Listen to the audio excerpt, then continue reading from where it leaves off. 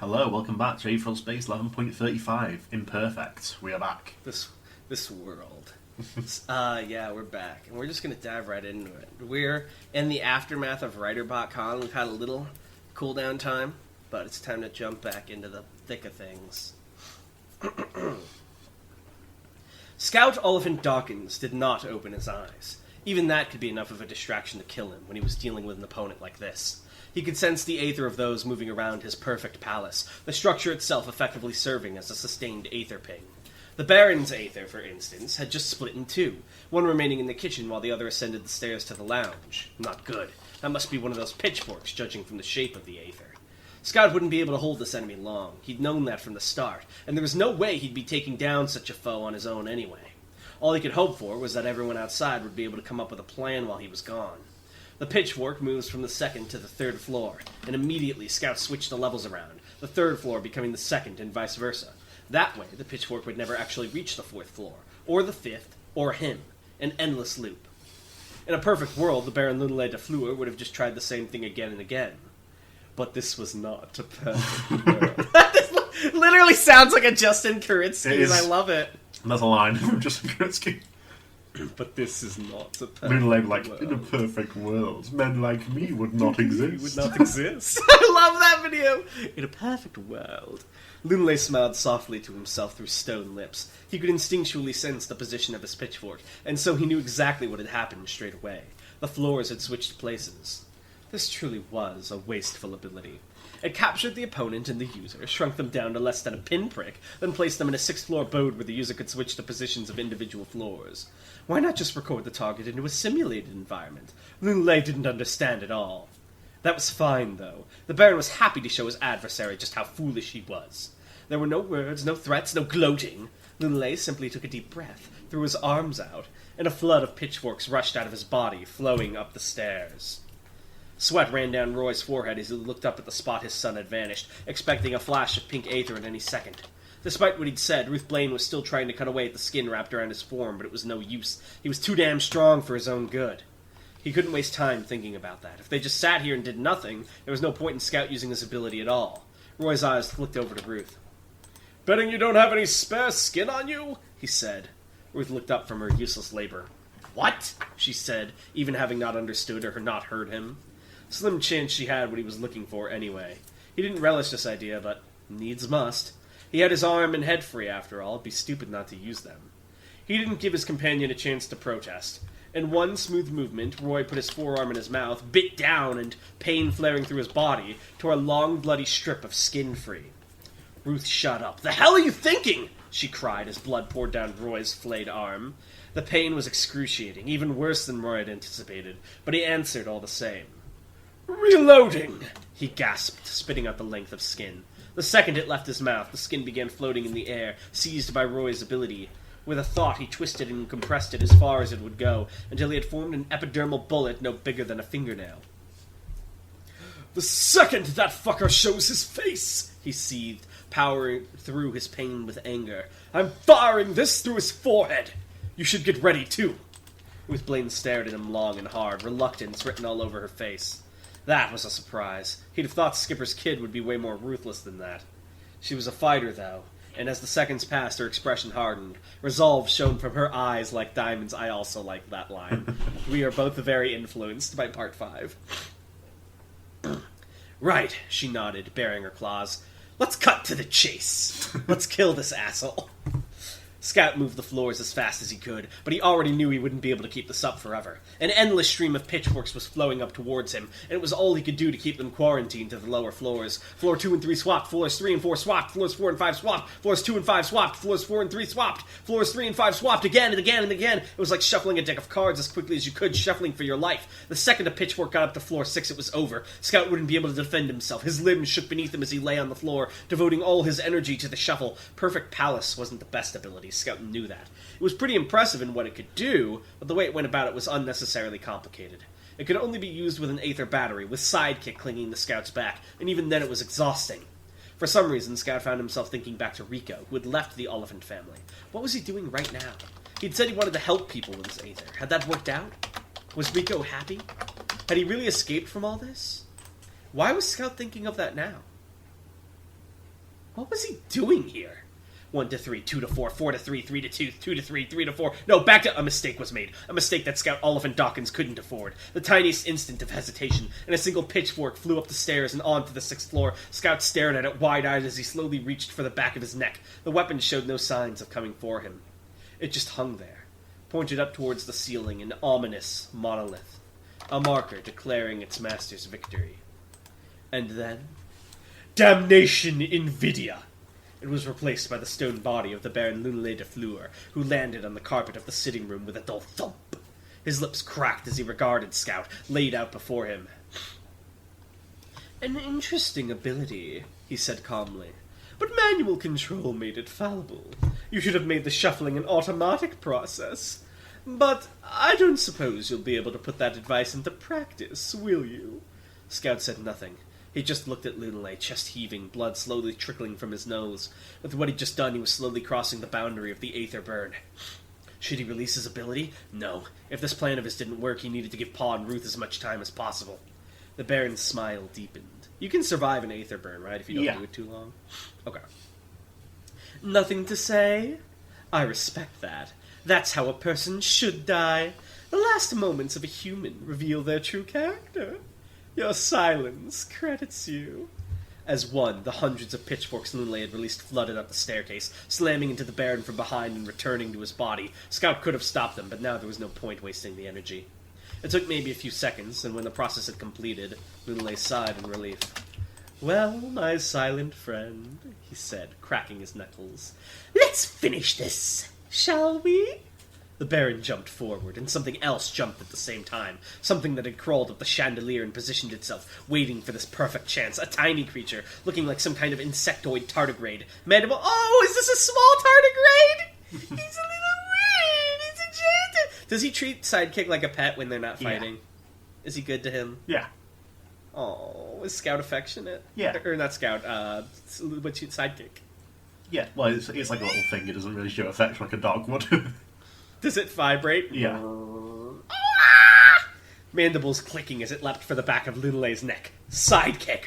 An Aether battery was essentially a mirror of one's own consciousness, allowing the owner to generate and hold more Aether at once. For a short time after being detached from Scout, Sidekick essentially served as a second Scout, a plan concocted while the two were one could be executed while they were separate again. Lunelay skidded to a halt, looking over his shoulder at the incoming beast, and No! And smashed it out of the air with the back of his hand. No. She's, Are you kidding me? After you answered all those questions? What the fuck? Reducing it to bloody pulp in an instant. He just let Sidekick die? Sidekick was okay with that? Yeah. What the hell? Fuck you. I'm sad. It was as expected. It was what was needed. A second of distraction. Scout whipped his hand to his holster and pulled out a pistol, pointing it at the statue man before him. At the same time, he let the 5 floors below them dissipate into Aether, sending all that spare energy into the bullet in his gun, infusing it to its limits. Lunelay lunged for him again, but too late. Finger had already met trigger, and the barrel was already pointed at the glowing crack in the Baron's chest. The gun spat oblivion. Pink Aether flashed as Perfect Palace ended, and the shockwave caused by the sudden cancellation of the shrinking clawed across the earth. Roy squinted, infusing his head and arm as much as he could to withstand the blast. It was like being caught in a hurricane, shock after shock slamming into him as he was held still by the tent of skin. Crack, crack! He felt bones fracture inside his body. Insufficiently protected, but he didn't dare succumb to pain. He had to time this perfectly. To stop it from being blown away, Roy held the bullet of skin in his mouth, balanced on his tongue. He could taste the blood, that metallic tang crawling over the inside of his mouth. How many more seconds would the blast last? 2? 3? The instant it stopped, he'd open his mouth and fire. Before the Baron could get his bearings, that would be their best chance. There! The shockwave ceased. And the second they did, Roy snapped his jaw open, the bullet firing out as a wild pink smear. It shot towards the silhouette that had appeared on the giant's head, weaved through any defenses, and thudded into the corpse. Roy blinked. There, atop the metal titan, were 2 people. He had not hit Lunelay de Fleur. Lunelay was standing, tall, unharmed, with his arm extended, impaling someone else from behind. Someone else with their green hair hanging low, and their golden eyes dull and dead. Someone. Someone Roy knew. The Baron Lunley de Fleur's crimson gaze flicked down to the watching Roy, and he grinned maliciously. "This is your boy," he said, shaking Scout's corpse. "Isn't it?" Roy screamed loud enough to shake the world and long enough for it to trickle off into a vain crackle. "Scout, Scout, Scout, Scout, Scout!" Just like that, his mind ground to a halt. The body became the entirety of his vision, and that silence became the entirety of his universe. In that moment, Roy, Alf, and Dawkins understood how it felt to die himself. Direwolf set! Ruth had only just unlocked this ability, but even so, she understood instinctively she didn't have long to use it. After repeated deployments during this battle, right now, she could only manage it for a few seconds at a time. Before long, even that limited time would surely trickle away. She leapt up behind the Baron and brought her claws down in the same moment. It was horrible to think, but surely if Lunley was holding Scout's body with one hand, it would limit his mobility. If nothing else, it could give her an opening to strike unimpeded. Naive. This man was used to handling corpses. In one smooth movement, Lunley hurled the corpse towards Roy as he whirled around, slamming his other fist directly into Ruth's helmet. There was a loud crack as the mask shattered, and in that same instant she went flying back down into the ground, armor crumbling around her as she left a trail in the ground, reduced to an undignified heap on the ground. She hacked up air and found that blood was coming out along with it. A sound echoed throughout the battlefield. For a moment, Ruth thought that Roy had started screaming again, but no, it was laughter. The Baron Lunley de Fleur was crackling madly, arms spread wide, taking in his victory. "Splendid! Splendid!" he cried out, red aether crackling around him as he regained control of the mecha. "You did everything you could! You pulled out every dirty trick, and yet, it just wasn't enough, was it? You fools! Buffoons! Fucking idiots! It's over! I win!" His ranting boomed out, enhanced by his aether, loud enough to shake what remained of the trees. Slowly, Ruth picked herself up, but she already knew she was in no state to launch another attack yet. Dire Wolfset was still recovering, and Lunley would be ready for it. They'd run out of chances. His face spread into a grin so wide that the corners of his stone cheeks were cracking. Lunley raised one hand up, ready to snap his fingers. Above them all, countless dark portals began to open, pointing downwards, ready to unleash their payloads on the ground below. There were so many clustered so close that they seemed to create an artificial night all by themselves. Ruth grit her teeth. Roy looked down at Scout's body, his eyes just as dead. Lunley sighed, expelling some of that manic energy, and a calm smile returned to his lips. "Well," he said softly, looking down at her, "it's been a pleasure. Truly." Aether shining, he snapped his fingers, and nothing happened. Lunley blinked. "Eh?" he said, looking up at his stone fingers. They weren't stone anymore. Slowly, from his fingers downwards, his body was returning from stone to its previous flesh. Majestic sculpture was being replaced by clammy skin, even as Lunley looked up at it, uncomprehending. Even as his hand returned to normal, cracks were spreading out over it, blood spilling from the fractures. "Huh?" he exclaimed. That's not... I don't..." All above them, the dark portals began to clear away, and the pink-filtered sunlight returned. There was a mighty creak as the black mecha began to buckle under its own weight, one arm breaking off entirely and shattering into red aether as it hit the ground. See, they call it sunlight on other planets. Yeah. Lunley is still clinging to the top of the construct, rubbed desperately at the flesh spreading over his arms, as if that would somehow stop the reversion and the damage that seemed to come along with it. Her eyes widening, Ruth realized just what was happening. "Oh, Scout," she thought, "you genius. You stupid genius." Roy had explained the way Scout's perfect palace worked a little. It shrank Scout and his target into a space so tiny it couldn't be perceived or interacted with. And then, when the shrinking was undone, it created a massive explosion due to the sudden displacement of space. Ruth and Roy had known it was coming, so he had been able to prepare for and withstand it. But what about the countless aether batteries the Baron had created? At the very least, the explosion had taken out a large chunk of them, and so the abilities Lunley had been able to use as he pleased previously had now become a massive aether burn. Wait, how did he sever the batteries? Aren't the batteries, all over the battlefield? Yeah. But there's a huge fucking explosion. Oh. His body was breaking apart even as the abilities were released. He was being destroyed by the very power he'd cultivated. There'd be no better chance to strike than this. Ruth tried to pick herself up again, but her body screamed as she rose to her feet, and she was forced back onto one knee. She needn't have bothered. Someone else had a better claim to vengeance, after all. Roy, Olive, and Dawkins had been emptied out.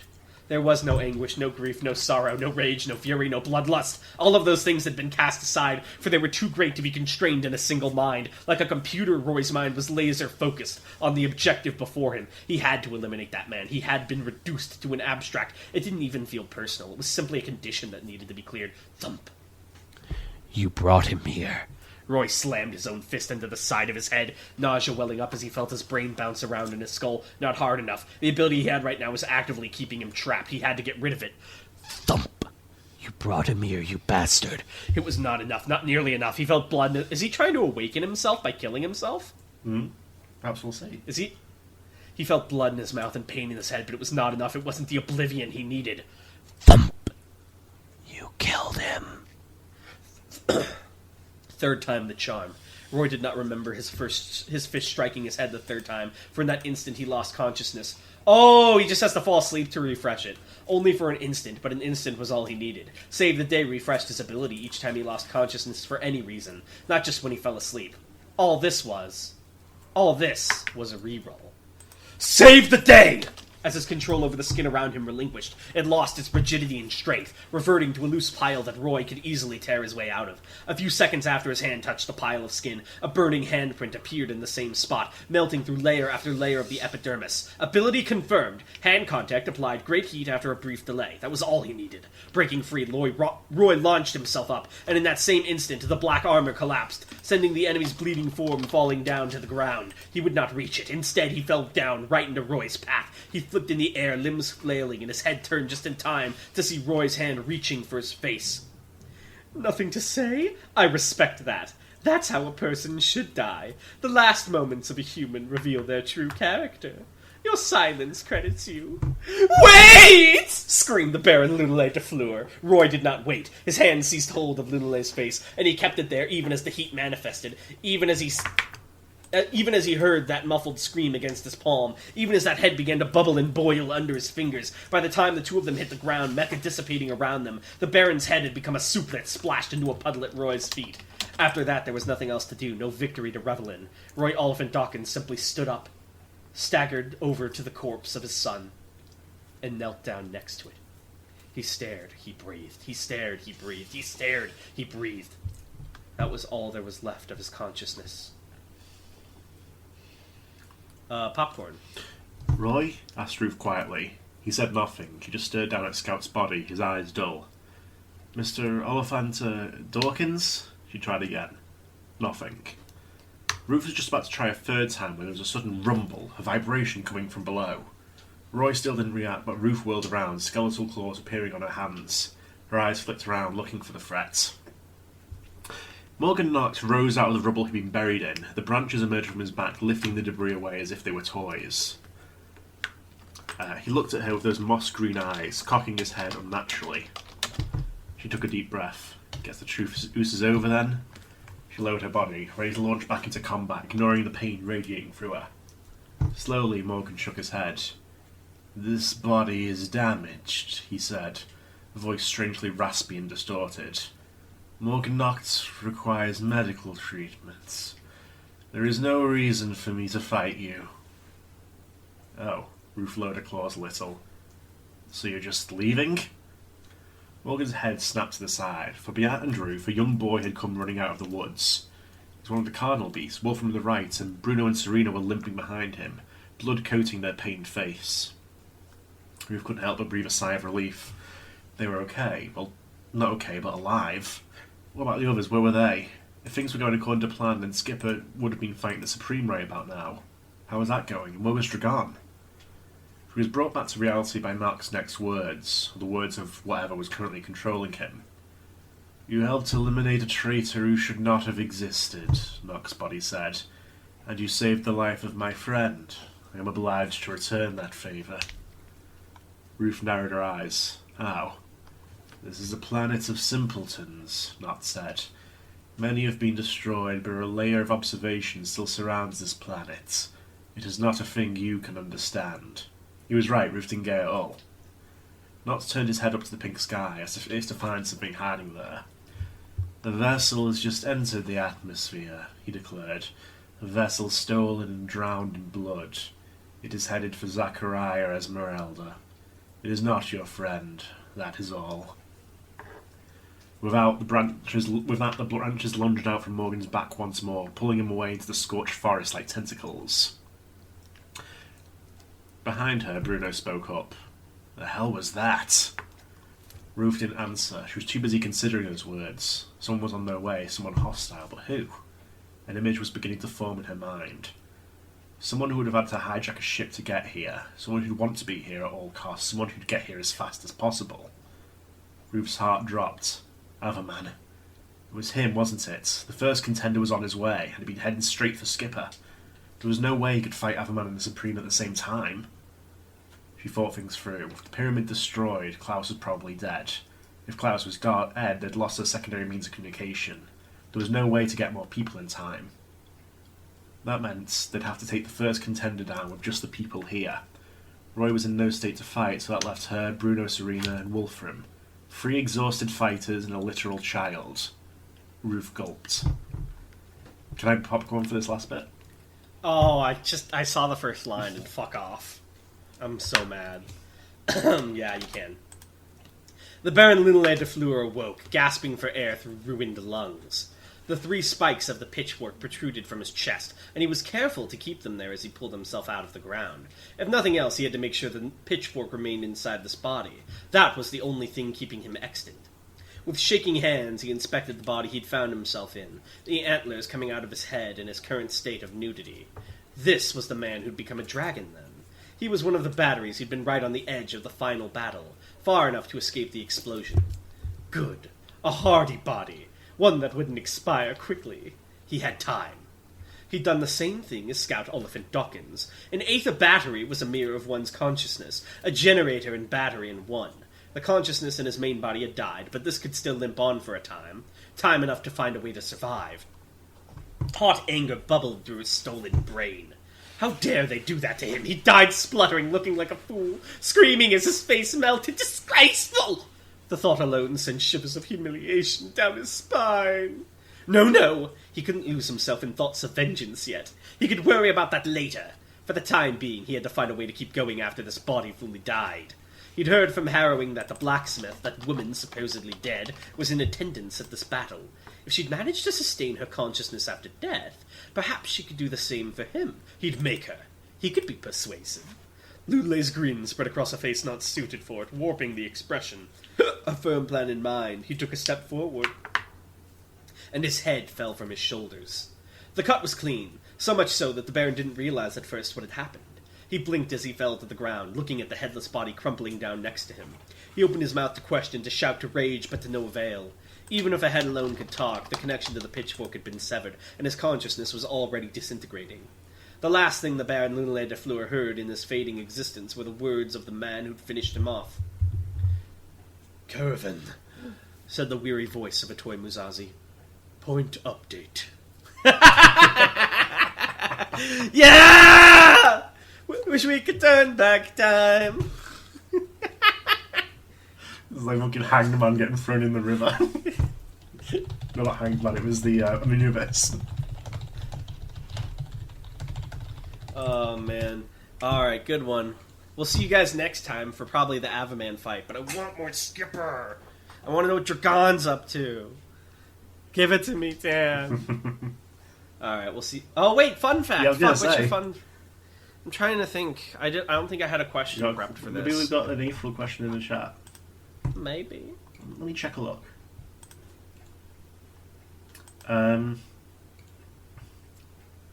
Actually, yeah, we've sort of pilfered the question section a lot. Okay. Aetheral fun fact. What made Lunelay the way he was? Entitlement from a long history and the influence of having all your dickhead ancestors' memories in your heads as well, which exacerbates your own dickheadness. I forgot that aspect of his whole shtick. That didn't really come up that much. I'm surprised. He's he still never very channeled self-centered. ancestor knowledge, of course. What inspired his pitchfork ability? How about that? Why did he do pitchforks? The pitchfork is like the traditional emblem of his family, basically. So all the members of his family, like, who've had abilities have based them around pitchfork symbols in some way or another. So of course he'd want to make 1,000,000 of them so he could throw his Yeah. shit around everywhere. Exactly. Why wouldn't you want more DeFleur in your life? I enjoyed voicing DeFleur. He was fun. Wait! He got to have an undignified death twice. Undignified heat. Alright, we'll see He's you like, guys I'm next going time. to be in the next arc. Oh. I'm going to be the next DeFleur Hokage! Oh! His voice almost became Pops from regular. He did show. become more flamboyant as time went on, yeah. Oh, good show! Mordecai! Alright, we'll see you next time, guys. Bye! Bye.